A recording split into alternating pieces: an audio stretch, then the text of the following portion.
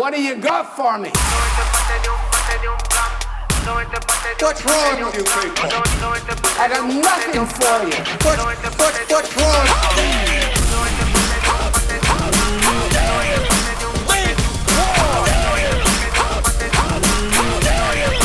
You're not David. How do y'all feel this morning?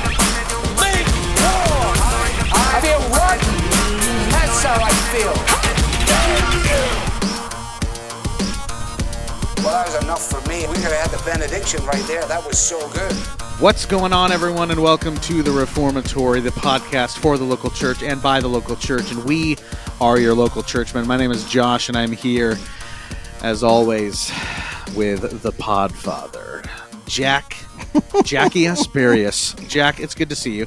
Jack, we were in the middle of a heated argument, a heated debate, oh, man. Of which Yes. I said, let's just start the podcast and spill the tea, as the kids say, right? Yeah. Because we're hip and jive on this podcast. You got on our little online thing here, and you said, "Man, I got massive." What was it? It was not Travis, but Jason. the other one. Jason Kelsey vibes with the beard, and I said, "Oh, you just want to be associated with the sexiest man alive."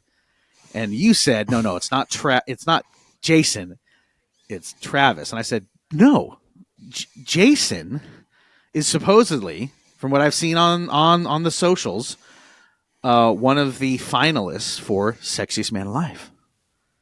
Of which you said I was dead wrong. Of which now I don't believe it. I am going to prove you wrong. Pull up the receipts here on this, because I don't believe it. But all right, I'm going to pull it up right now. Here's the thing. Yep. I don't believe it because what is he, an offensive lineman or a defensive lineman? He's a center, dude. He's a center. Okay. All right, right here. Jason Kelsey named a Sexiest Man Alive finalist. Wow. Dude, an offensive center in the finals for Sexiest Man Alive. There is hope for the big guys. I'm telling you right now. Yeah. Dude, he was quoted as saying, he goes, oh my gosh, I can only imagine what he said. He says, "I'm not even the sexiest man in my family, yet alone the sexiest man alive." That's but so dude, true. Look at this guy. Look at that. He's got Reformed Baptist vibes going, dude. Jason Kelsey. Jason Kelsey. Yeah. He looks like a fun hang. He does. I bet he is. I bet he is. I bet his brothers. His brother's getting all that Taylor Swift attention right now, which whatever. I'm not. Jason, if I was going to hang out with one of the Kelsey brothers, Jason seems much more laid back. And I like, he's a big guy. Guys that, here's the thing. Maybe it's just my time in Acts 29, but guys with too good of a body, man, I look sideways at. I'm like, I don't know about you, man. I don't know. There's something. I don't know if I trust you. I don't know, man. There's something like you are trim, man. Like you need a little, a little inch to pinch, I'm just saying. Yeah. I'm just saying. But I think honestly, this is kind of like what every center offensive lineman goes through when they retire from the NFL, is they just slim out and then they just get shredded. So like true. Joe Thomas from the Cleveland Browns, true. He's a shredded dude now. Yeah. He looks like Mr. Clean. Well, it's crazy. Think what happens, and like I experienced this to a small degree, not NFL, but I experienced this to a small degree, like after high school, like after high school wrestling. You're used to burning a certain amount of calories every week, and living a lifestyle that's very, very active. Right? When you aren't forced to do that anymore, you end up like realizing the amount of calories that I was intaking. Just you can't sustain that. So a lot of those guys, they just become gym rats. So they're at the gym all the time so that they can continue to eat, their 3 DiGiorno's a day and then come out with a shredded 6-pack. And some of us just prefer to eat the 3 DiGiorno's and forego the gym. I'm kidding. Anyway, but yeah, Jason, finalist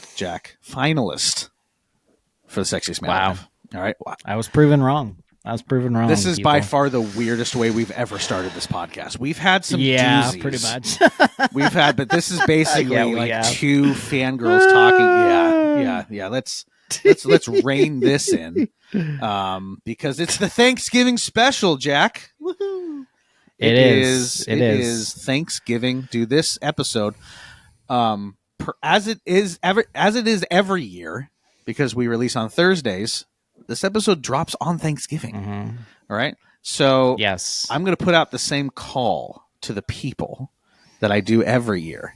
I want to know who are the faithful few, the faithful chosen, those that listen to the Reformatory on Thanksgiving. I want to know who's starting their day, their Thanksgiving day. You wake up bright and early, right? You gotta, clean out the turkey, make sure it's defrosted, right? It's been sitting in the bathtub all night. You got to pull out the innards, the gizzards, right? The neck and the heart, all that stuff, right? You got to stuff that. You got to season that thing. If you're deep frying it, you got to prep it for that. And, who's listening to the Reformatory while you're doing all your meal prep? That's what I want to know. Let us know.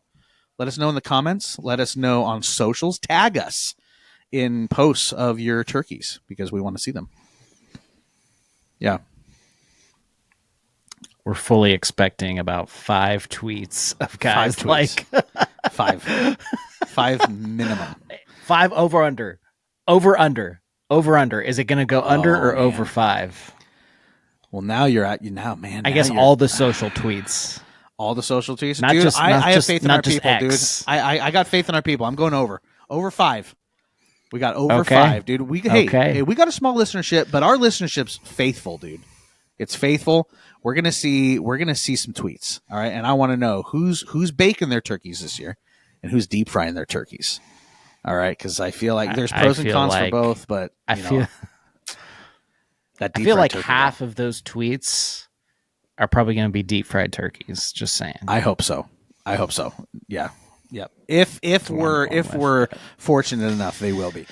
But Jack, before we get into just talking about like things we're thankful for, man, like we're gonna be the old men, like we're gonna be the dads at the table that don't let anybody eat until we all say what we're thankful for. All right, we're gonna be that guy. We all love that guy.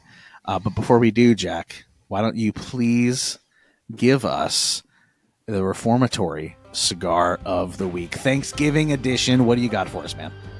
Yeah. Okay. So usually, as per the norm, we've been doing Novembers for New World, but I was looking around at some articles because New World only really has technically 4 to 5 cigars that are classified within their line. Yeah. And since Thanksgiving is a special week, I kind of wanted to just pick also another cigar from AJ Fernandez, the maker of New World. All right. That line. All right. I wanted to riff off of a cigar that was actually chosen on a couple different websites to smoke after you eat your Thanksgiving meal. Let's go, so dude. This is all right. specifically for smoking after your Thanksgiving meal, okay? Okay. It is the Bellas Artes. Oh, yeah. That's a good stick. Lancero. Oh, yeah. It is box pressed, okay? Box pressed Lancero? Box pressed Lancero. Okay. So I'm gonna talk a little bit about it. This is actually from JR Cigars. So if you want to buy this, hopefully it'll get to you, Thanksgiving, or you could do your local brick and mortar solid and try and see if they have it as well too. Hopefully they do. But so when crafting the AJ Fernandez Bellas Artes Lancero Maduro Brazil cigar, Master Blender AJ Fernandez pulled out all the stops by employing premium filler Nicaraguan filler tobaccos grown on the Fernandez farm, bound in a zesty Mexican San Andreas binder.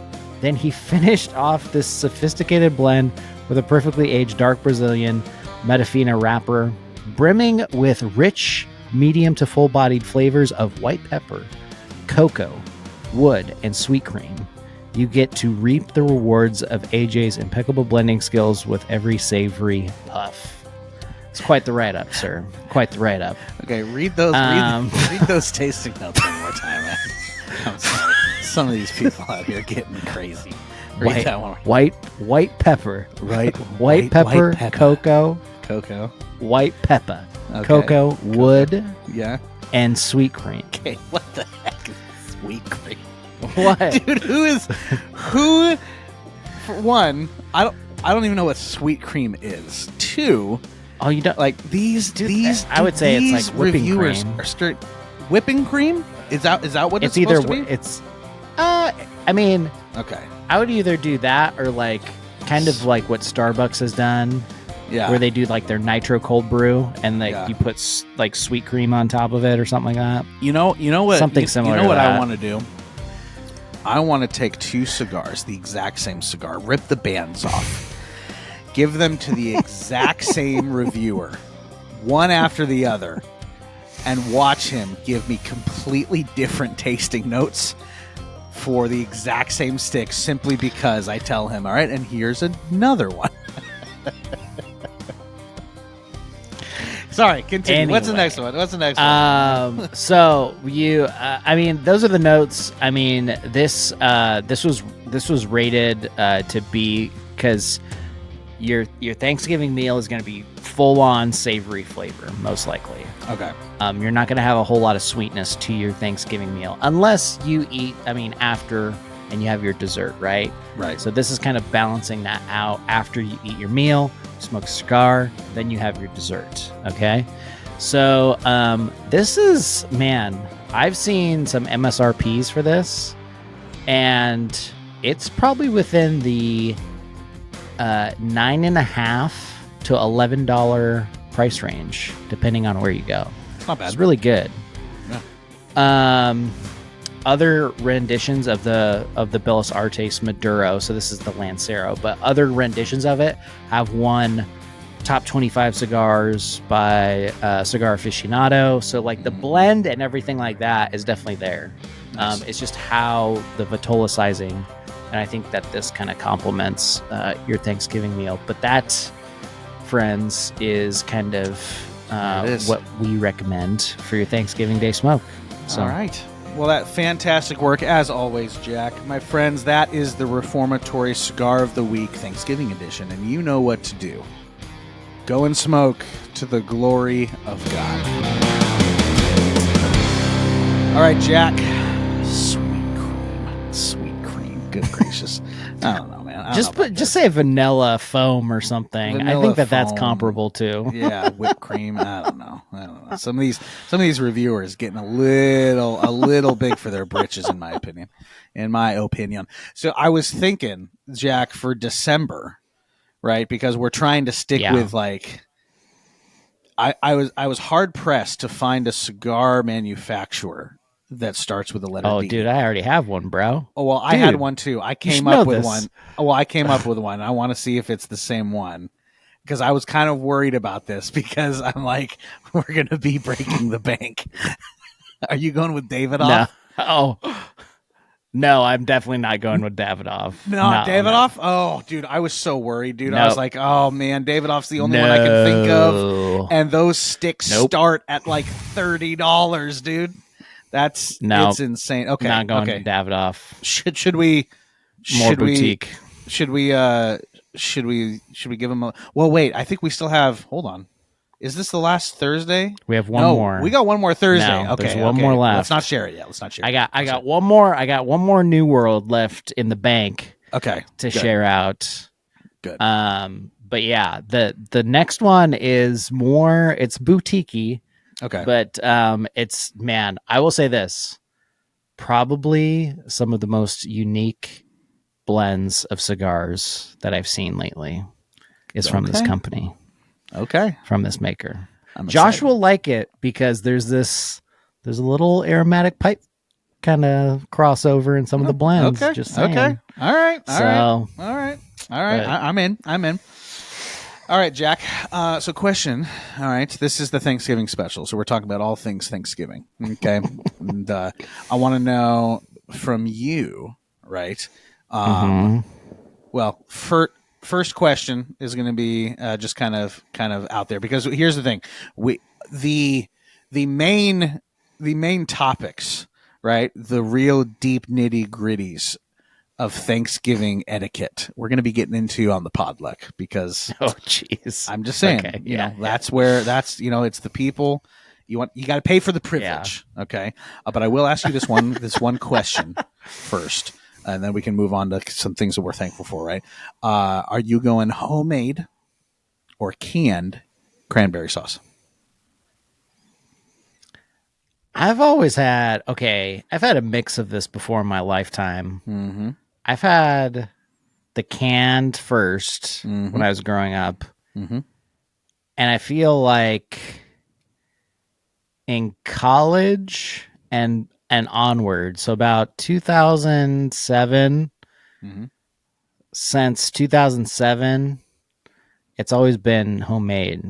So I've usually you making it or somebody else making it? No, somebody else making it. I'm not going to make it. Appreciate the honesty. Kidding me? Yeah. Dude, I don't know how this is gonna do with our listenership, but I don't care. I'll say it anyway. I'm not scared. It's canned or nothing. It's got to be the canned jellied full can. Oh, dude, it has to be the jellied can or nothing. The homemade like boutique weirdo. Like here's my cranberry sauce. I put like chives in it and little bits of olive oil. You got whole cranberries in here, and then like you can still like there's cream cheese, and it's gross. It's nasty. Keep your homemade cranberry sauce at home and bring me a can of great value jellied cranberry sauce, and I will be happy. That's just where I'm at. I've never had any weird homemade cranberry sauces before. But yet again, like the Northwest is not known for that. At least like where I grew up in Central Washington. It was just like you mash cranberries and you just make your own. That's about it. You don't do anything special with it. Yeah, I don't know about that. I don't know. Anyway. I don't know. Anyway, more of that kind of talk over at the Podluck, because I have other questions that I need to know from you. Oh boy. But y'all have to head over to the Podluck in order to hear those. Shameless promo. Jack, my friend, it has been quite the year for both of us. A lot of movement in the local church. I'm trying to think. Didn't we do the Thanksgiving special last year? Weren't we up at Tin Can? Didn't we do it in the Tin Can Cigar Lounge? I feel like I remember that. I think we did. Because I think we remember talking about that kind of stuff. Yeah. But we could have. I know we did like a record-a-thon in Tin Can. I remember, didn't we? I thought we recorded like 3 or 4 episodes. We did that day. We did, and just went full on tilt in there, and we smoked like 3 cigars that whole session too. Oh, so that was glorious. Nuts. That was fantastic. Nuts. But anyway, Jack, I want to throw it over to you, and by way of doing that, I want to encourage our listeners also to think about, not just the easy, what are you thankful for, but really, really try to be specific. Because when I think about this year, right, and a lot of the changes that the Lord has brought, a lot of the hard things and a lot of the good things, I'm finding myself this year, trying to be very intentional and very specific on the things that I'm thankful for, right?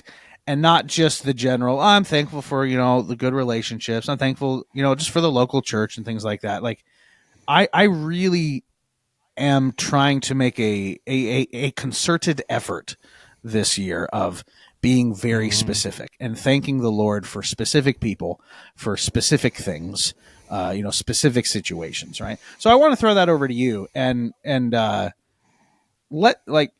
tell me some specific things as you think about, just the way that the year has gone, things that you're thankful to the Lord for. Dang, that's like when I ask candidates, like, what are your top 3 strengths that you bring to our company? Yeah, I know, right? They always shudder. They're like, you got to ask me this question. Yeah. How about this? I'll start. Man, I'll start with one. Yeah. I'll start with one. Sure. Something I have grown extremely thankful for this year. And I think I've realized it because it's not something that I'm used to in a lot of cases. But we have a group of deacons at our local church that absolutely knock it out of the park with the way that they serve the church, the way that they give them themselves, the way that they care for the membership, the way that they care for the pastors. And I have just been extremely impressed over the year as to how diligent our deacon team at our church is in the way that they serve. And, it really is something that, like, we talk about a lot, the different functions of the local church working together, and then that makes church work, right? And it's easy to talk about, it's easy to say. But it's something very different when you actually see it happen and you actually experience how it's supposed to be, right? And man, for me, like this year, like the Lord has just shown me so much grace and so much of just his love and provision through, the deacons in our church, right? We got one deacon that handles a lot of music. I mean, he does most of the music and he does a great job, right? We've got, 2 other deacons that just serve selflessly and are always like, if you need help, they are the absolute first in line. Tell me what you need. We're going to make it happen. Right. And dude, like, it's just so encouraging just to see that level of commitment and that level of love, to the membership and just like to me personally, like it just blows me out of the park. It really does, man. Like it's hard to even put into words like how thankful I am for these dudes. But man, we got a killer deacon team and I am so thankful for them. Yeah, that's one specific one that's kind of been on my mind this year, especially kind of, experiencing just the great blessing that comes from that. Yeah, I would say likewise. Something similar is my Wednesday morning men's Bible study. Just the men who we wake up, we get in there at 6 a.m. on a Wednesday, and we just start getting it. And I really appreciated it because we really went through. I mean, we're going through Revelation right now, which is really good that we're breaking it down. We're going chunks at a time that's tangible that we can get through, but also that we can bring up and talk about different things that the text is giving us. We've went through Hebrews together. Gosh, what else have we gone through? I feel like we went through another New Testament book as well too, but this year. But yeah, it's just been a really enriching time where it's helpful in the sense that so many people talk about the word and have their own hot takes on what this means. But when you are in a Bible study with men who are like trained to look at things and break them down and give you actual, because we look at the Greek, we look at the Hebrew. If it's in the Old Testament, we're looking at a ton of different stuff. We're basically doing biblical theology in there all the time. Like that really develops how you understand the meta-narrative story of the story of redemption and just how you can really learn and grow, honestly, and understand these things. Because, we've kind of implemented that a little bit in that sense to like the community group that I oversee as well too. And it really helps too when we look at the word in Acts and you see so many references to the Old Testament or what God's doing when he's building up his church in the book of Acts, and how it's not anything really new. It's just allusions to the past, really. So, but yeah, I think that men's Bible study has really helped me out, primarily because there's a couple younger, there's mostly, it's half and half. I feel like half of it is younger guys, like 35, my age and below. And then the other half is like 40s and above, which is a good mix. Yeah, no, that's so awesome. It's really helpful that we have that. So, yeah, but yeah, really thankful for those guys and just how we can come together, fellowship, talk about the word, really get in deep too. Right. Like not really like shying away from like some stuff. Yeah. And right now we're talking about some pretty crazy stuff. Oh no. Revelation right now. I was like, oh boy. So, but yeah, really thankful for those. Yeah. Really thankful for that group of men on Wednesday morning. So yeah, that's awesome. That's my first one. Cool. I have others, but yeah. All right. Well, I'll do another one. I've been super enjoying, the guys' nights that we do. Like I get to put on a guys' night every month. We try to do one a month. Sometimes we have to skip, but I'm still trying to get you up for one of them. One of these Fridays we'll make it happen. I know it's a long trek, but it's just, man, it's one of those events that reminds me every time we do it of the importance of just fellowshipping without any agenda, without any type of, plan for the evening, just getting together and enjoying each other's company. Right. Because I think that can be a pitfall. I think we've talked about this before. I think that can be a pitfall, in a lot of men's ministries is they feel like everything has to be itematized. Everything has to have an agenda. And if you're like, everything has to be super intellectual and theological. Right. And again, there are times for that, right? Bible studies, that's like you're doing, that is the time and place, right? Getting together and going through a book, that is the time and place, right? We have set things that we do where that is the intention. That's why we're here, right? But on the flip side, it's also very important to have times where you, for lack of a better term, you have fun. We got to have fun, right? We got to enjoy each other. We got to enjoy each other's company. We got to fellowship. We got to become friends, right? And I have found such enjoyment in specifically those times because what ends up happening, and we talked about this in the men's ministry episode that we did a couple months ago now. But what I find happens is that when you get a bunch of guys in that environment where there's no agenda, we're not sitting like, okay, we're all going to sit around and talk about, how our weeks went, right? It happens naturally. It just happens naturally. And that fellowship is really, really sweet and just a great time. And sometimes, dude, we'll have, it'll be a big crowd. We'll have a whole bunch of guys there. And then sometimes there'll be like 5, just because that's just the way people's schedules work. That's, that particular week. And it's no less fun. It's no less enjoyable. Right. And it just reminds me that it's not about the numbers. It's about the people that are there. Right.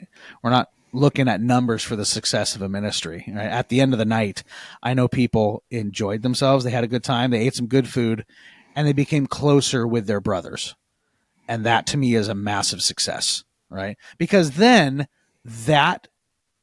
if you have that, and this is where you need both, right? Because then those relationships that are formed in those times of fun and enjoyment, that then translates into those times of theological discussion and study, right? And those relationships are better and that communication is better, right? And those times get even better, right? And it's, and vice versa. And it's just, it's a circular thing.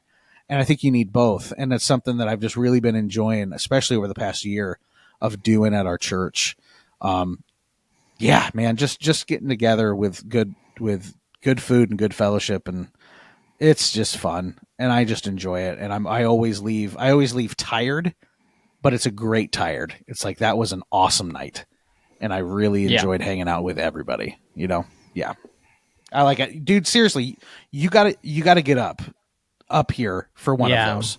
I know. I'm telling you, man. And like I'll keep shooting them over to you. And any listeners, I'm telling you, man, any listeners that happen to be in the area, when we're doing those guys' nights, the rule is I put it on Facebook and Twitter. The rule is you come to guys' night, I feed you. All right, you're going to show up. We're going to eat good food. We're going to smoke some good cigars, and we're going to do all of that for the glory of God. It's going to be an awesome night. I'm just saying. Throwing over to you. Well, man. I think the next one, one's pretty obvious in the sense that I'm very thankful for the birth of my son. Dude, yes. Papa Jack. We dedicated him. We did the waterless baptism. Yes, that's right. That's right. My Presby background, like it just, I hear baby dedications. I'm always like, oh, you. Yep. Go ahead, squirm, dude. I am thoroughly impressed by our local church and how we do baby dedications. It is not the token mega church baby dedication in which you get up there, you read a verse that you're going to pray over this kid's life, and that's it. And then, the pastor says some sort of benediction. It is a full on like liturgy. Yeah. So, we go up there, all of our, our 3 pastor elders were up there, walking us through. I was holding Theo in my arm. He was like distracted. There was like, we're worshiping in a middle school auditorium at that point, and then we will be for the rest of the year next year. Yeah. But this was like our last time in there before we make the switch over there next year. But so he's like looking around everywhere. And they're like introducing like the families. And so one of our pastors, who's actually like our worship pastor, who is kind of my overseer when it comes to community group leadership and checking in with me and accountability there. He is basically, they introduce all the families and their kids, and then they specifically start, we're dedicating you, and they're specifically saying certain things. And Theo is like animated. He is giggly. He's smiling. He's laughing. And then they do a portion in which the pastors call to the parents. Do you affirm that you will do this for your kids? Do you affirm, and we all said, we do. We do. Yeah. And then they look to the congregation. They say, congregation, do you affirm and now take a stance in which you will also be a part of these children's lives in pointing them towards Jesus and the gospel and raising them up, because these families are going to need support as well too. So it was very call and response. I loved it. It almost sounds like you're bringing them into a covenant relationship with the church. Oh, that's so weird. Man. I don't know about that. I'm not Presby. I used to be. Yeah. But still, I love poking the bear there. It's fun. That's awesome. It was fun. That's so cool. We also got a book. It is a different, so it's not a Jesus Storybook Bible, which I've heard some commotions and I've seen some articles about how that's suspect now. It's sus, as the kids would sus. say. It's sus. Yeah. There's another book that's called The Greatest Story Book Bible, and I think it was by, it's very visually stunning. It's very visually put together well. It has some better theological points to it and more gospel presentation than kind of like moral grounding. Yeah. Which that was the issue with the other one. And so we were thankful we got that. And then we got another kind of smaller little booklet from, oh my gosh, his Michael Kruger, his wife, Melissa Kruger, wrote a book, basically how to pray for your kids. Oh, cool. Which is interesting because they're Presbyterian, I think. All the best books are written by there's- presbyes. It's just the way it is. There's that book. I don't know if they're Presbyterian or not. I think they might be. I mean, Yeah. he's a professor at Reformed Theological Seminary, so you kind of like have to, think that he's kind of leaning that way. Sure. So yeah, we got a couple of those gifts, and then we went to lunch with some of the deacons that I know, and then one of our other pastors, Ryan Wood. Josh knows him very well. He is Ryan. one of our brothers of the leaf, Great guy. so to say. Yep. And we were, what were we talking about? We were talking about cigars as well too after service. And he's like, "Man, you got to try the Red Meat Lovers by Dunbarton." Really? Wink, wink. Dunbarton is coming up. Wink, wink. As, Oh, my as goodness. somebody we're going to be spotlighting. So, Well, look at that. Anyway. Spoiler. Anyway, in all that saying, my son is very animated these days, and it's very fun. It's a very fun time to be a parent Yes. because you see him animated and you see him joyful. Yeah. We were praying the other night, especially in my family.